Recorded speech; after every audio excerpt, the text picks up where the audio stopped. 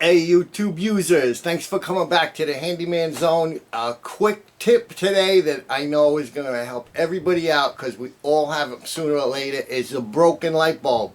When the glass breaks off and the little metal piece is left in the socket.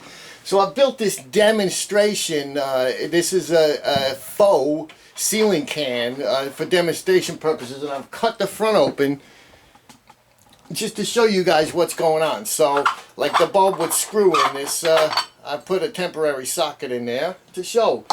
So what I'm going to do is go outside and break a couple of light bulbs a couple of different ways to show you the different scenarios in which light bulbs could break and how you can get them out.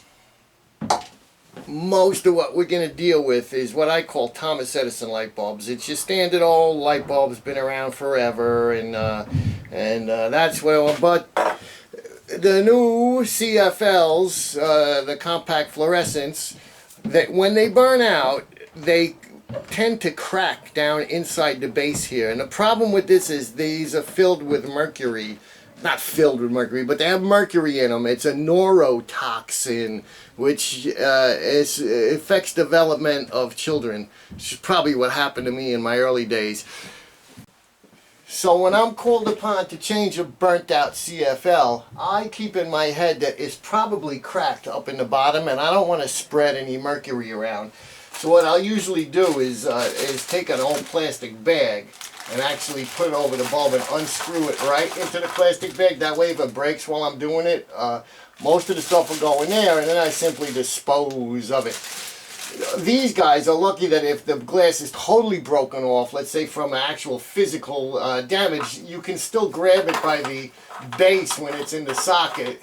Grab it by the base and take it out that way. But again, I would want to have a plastic bag around it and take it off that way. You could also use, in lieu of a plastic bag, you could use like a paper cup or a plastic cup and work it out that way. And you get it right in there and then just dispose of it. So that's CFLs. Let's move on to the Thomas Edison bulbs. Now, of course, before you change any of these bulbs, and let me not forget to tell you, you're going to want to make sure the power's off.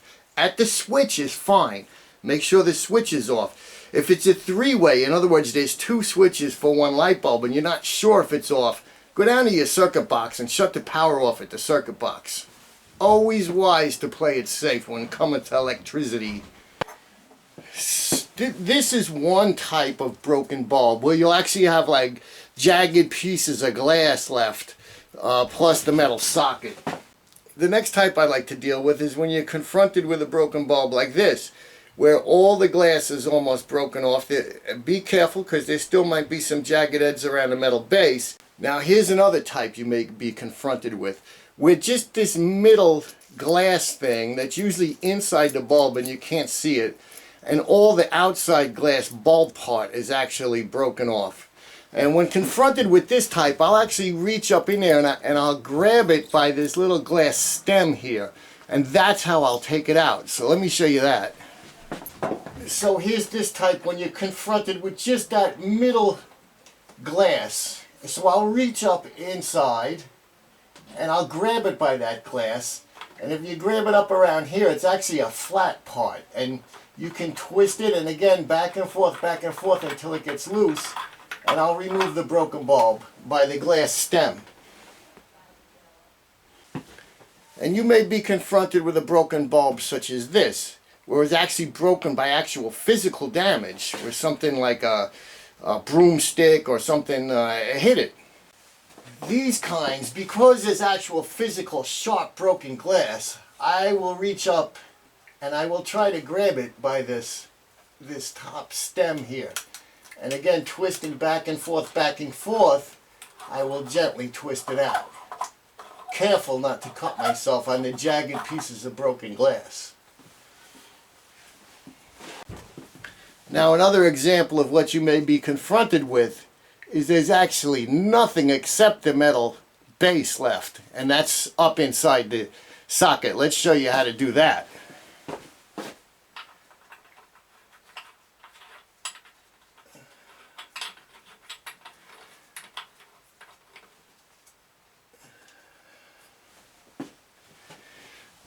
So confronted with this, where there's actually nothing at all to grab, what comes in handy is needle nose pliers. And the way I'll approach this one, and it's actually in there, and what I like to do first is spread a drop cloth on the floor, because there's a chance that some of that ceramic that's still in there is going to crumble and come out.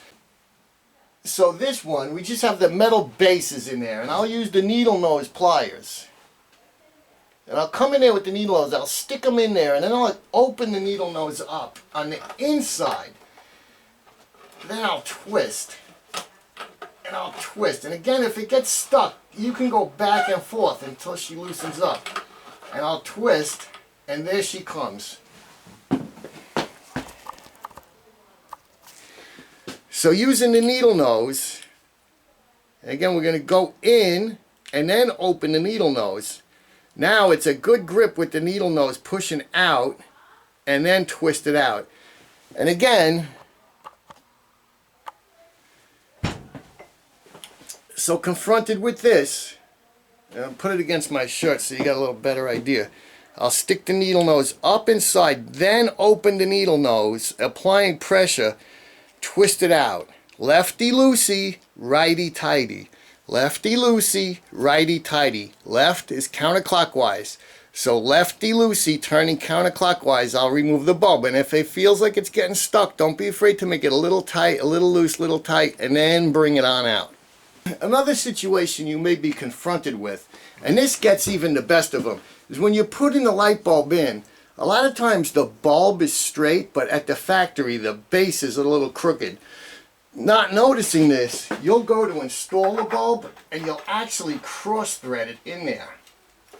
Here we go, that baby is cross threaded in there. Now, confronted with a bulb that's cross threaded, I'm going to reach in and I'm going to try my lefty loosey, but if it doesn't work, I'm actually going to try making a little tighter, a little loose, a little tighter, a little loose, a little tighter until it actually moves. In this situation, I've actually had to go in there and break the bulbs to get it down to the metal base to get it out.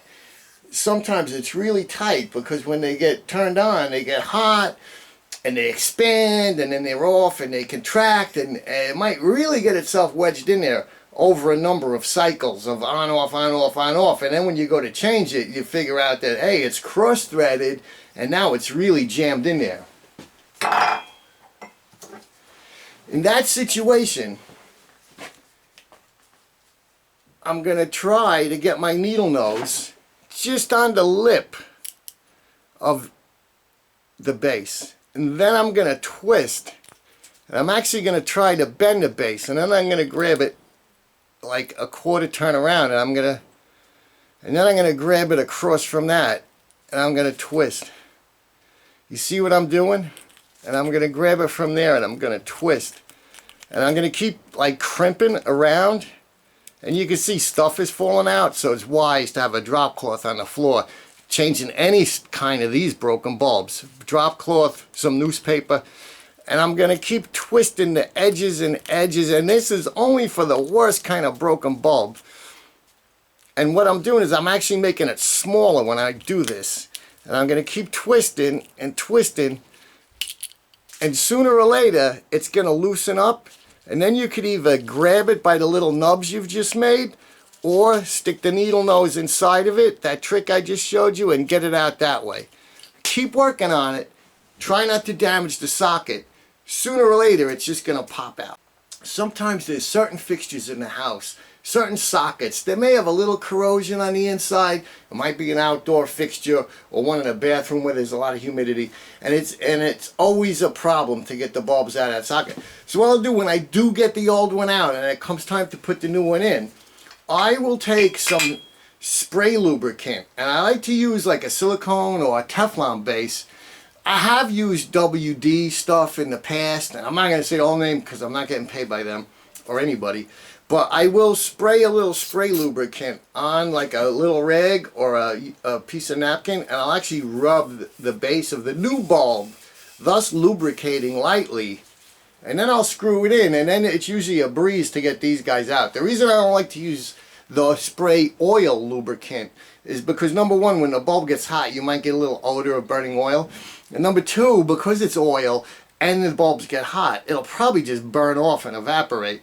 Where the Teflon base and the silicone based lubricants, you're always going to have a little residue on it, and it's going to make getting the old one out a breeze. So again, just a little spray lubricant on a rag and rub that metal base with it, and then install your new bulb. Well, I hope these tips have been helpful to homeowners out there and anybody that's confronted with a broken bulb. Ladies, men, if you found this helpful, feel free to subscribe. I'm spending a lot of time here laying out all the tricks I've learned in the handyman trade over the last 15 years to the YouTube users, to the YouTube community. So make sure you sub, because we're going over every little thing that I have in my head